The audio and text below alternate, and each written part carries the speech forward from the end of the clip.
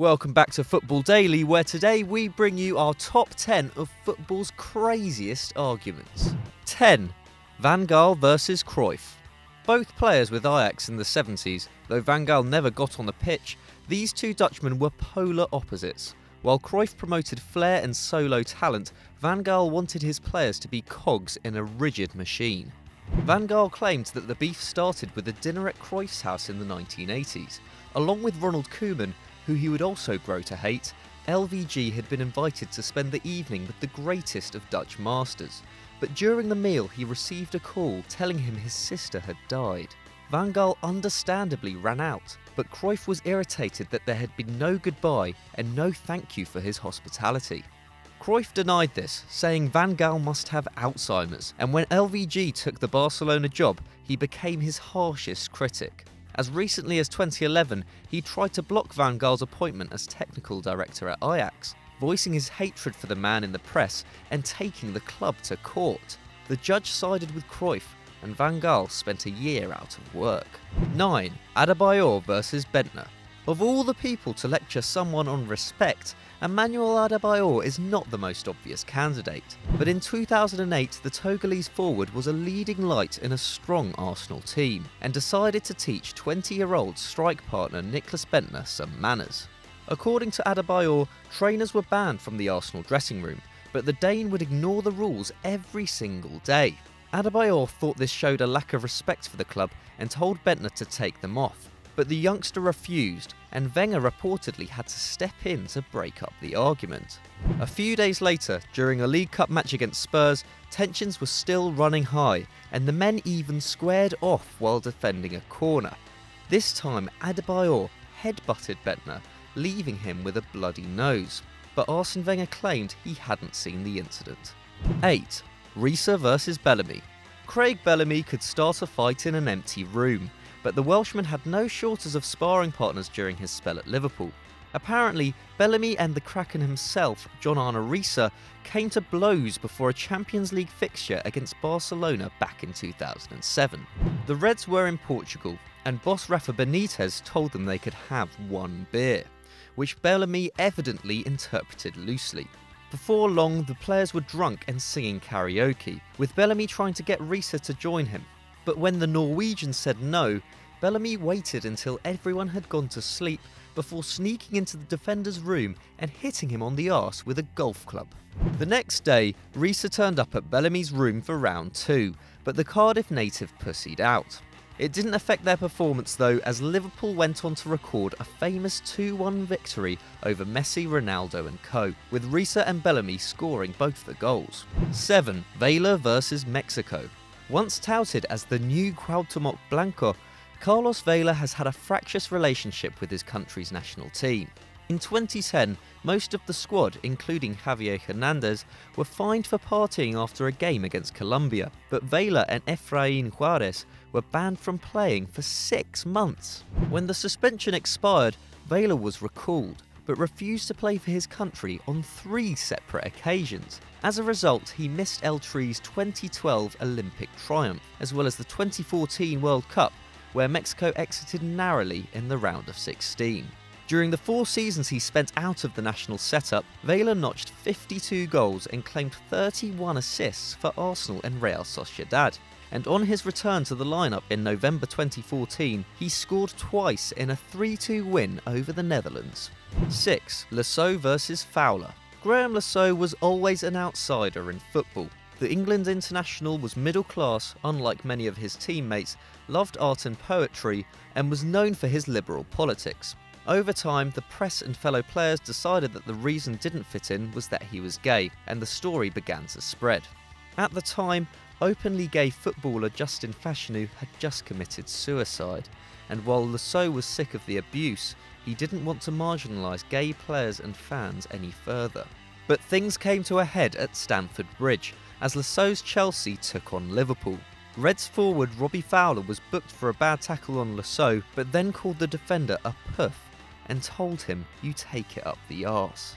Saux refused to take the free kick and was booked for time wasting, and the pair continued to kick and elbow each other for the rest of the game. Afterwards, they were both charged with misconduct, as English football once again refused to take a stand. 5. Lampard versus Fabregas.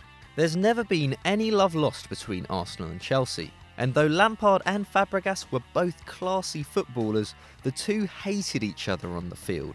The rivalry stemmed from the 2007 League Cup final, when Fabregas pulled the Englishman off Colo Touré by the neck. Somehow, neither player got sent off as Chelsea ran out winners, but the hatred continued and even followed Saux back to Barcelona, as Lampard got booked for a scissor tackle on the Spaniard during the 2-2 draw at the Nou Camp in 2012.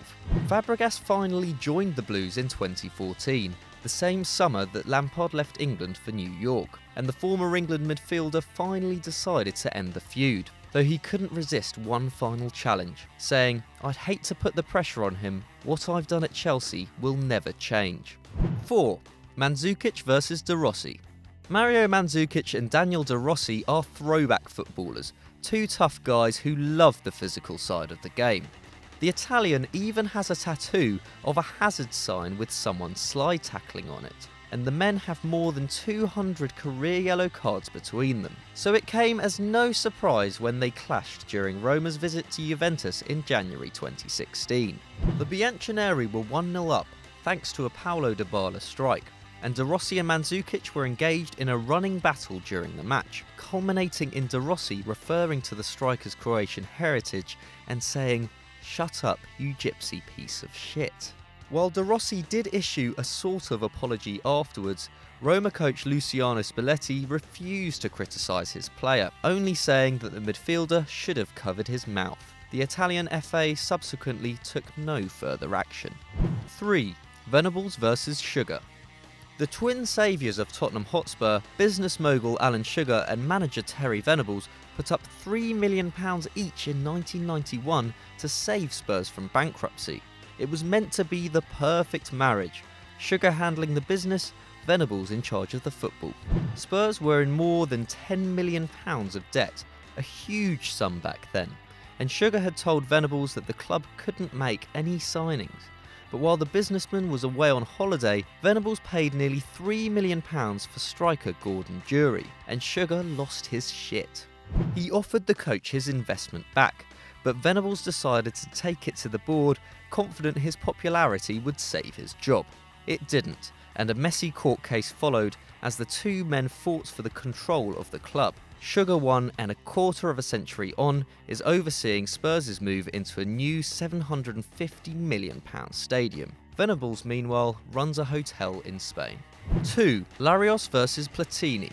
Jean-François Larios was once thought to be the future of the French national team. The midfielder won 3 titles with Saint-Etienne alongside Michel Platini, attracting interest from Barca and Real Madrid, and was called up to play with his talented friend again at the 1982 World Cup. However, France lost their first game 3-1 to England, and Larios was mysteriously dropped from the lineup for the next game, and the one after that. Soon, rumours appeared in the press that the Algerian-born hardman had been having an affair with Platini's wife Chantal, and the squad sided with their superstar. Les Bleus went all the way to the semi, where they lost to West Germany. Larios appeared just once more for his country in the third-place playoff, in which Platini did not appear. It seemed that the eventual 3-time Ballon d'Or winner had asked national coach Michel Hidalgo to drop Larios, but the manager later revealed that the disgraced player had withdrawn himself from the team. "He handled the situation well," said Hidalgo. "His decision made things easier for me, but you can't say bravo to him for what he had done before that." 1.